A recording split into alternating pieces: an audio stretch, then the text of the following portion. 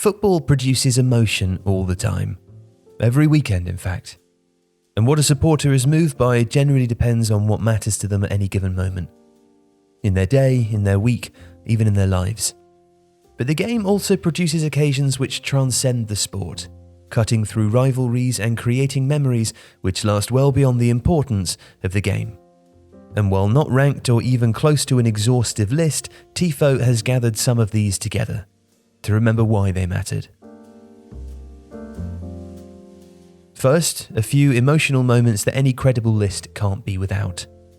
Lionel Messi finally leading Argentina to an international trophy, and the 2021 Copa America. Marco Tardelli celebrating after scoring the 1982 World Cup final belongs too, and has become the conveyance of what it means to score an important goal on the biggest stage. Stuart Pearce showed something similar. In 1990, Pearce missed one of the penalties that saw England eliminated from the World Cup semi-final in Turin. 6 years later, against Spain at Euro 96, Pearce stepped up in a shootout again. This time he rifled his penalty inside the post, and a whole nation felt his relief, as Pearce celebrated with a guttural howl. For Roberto Baggio, it was different. He was caught in one of the loneliest photos ever taken after he missed the decisive penalty in the shootout at the end of the 1994 World Cup final. Baggio had been one of the best players at the tournament, and yet, in the seconds after sending his spot kick soaring over the crossbar, he stood forlornly and alone on the penalty spot, as the triumphant Brazilian players celebrated all around him. These are all worthy entries, and none of them are benign, but we're going somewhere different. To football's responses to the deepest and darkest adversity, and to the moments that emerged from those shadows. And to start with, back to 1968 and the European Cup final. 10 years before, the Munich air disaster claimed the lives of 23 people, including 8 Manchester United players, who were returning from Yugoslavia after the quarter-finals of the European Cup against Red Star Belgrade. The accident would decimate Matt Busby's side and left Busby himself critically wounded. He would recover, though, and so would Manchester United.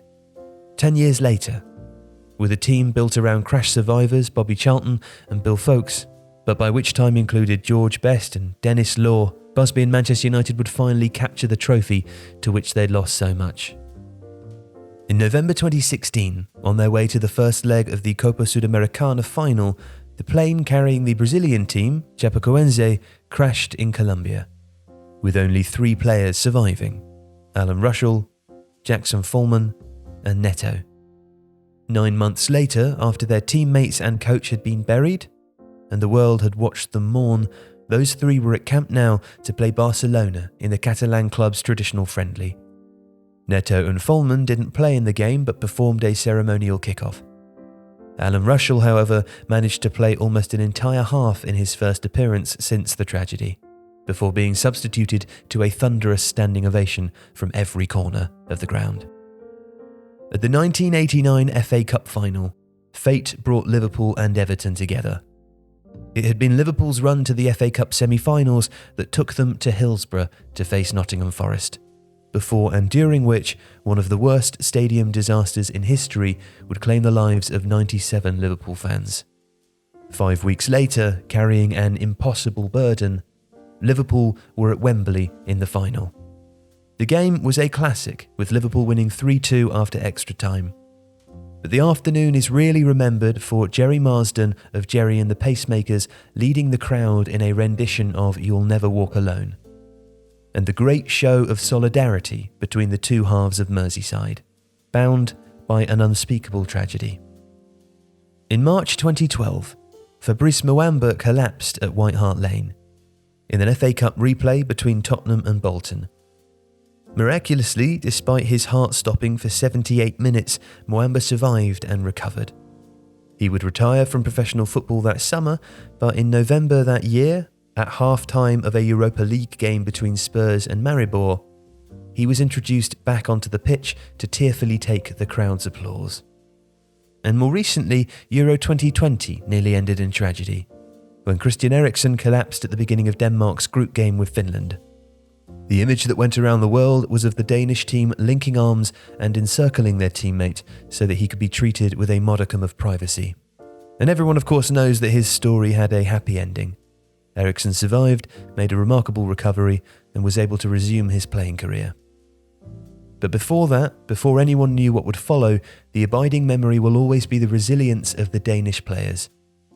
Particularly 9 days after Eriksson's collapse, when they took on Russia back in Copenhagen, and produced a magnificent performance, winning 4-1 in front of a frenzied crowd. It was an enormously touching moment.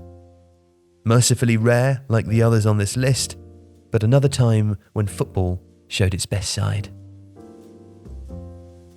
If you like this video, please consider subscribing to the channel.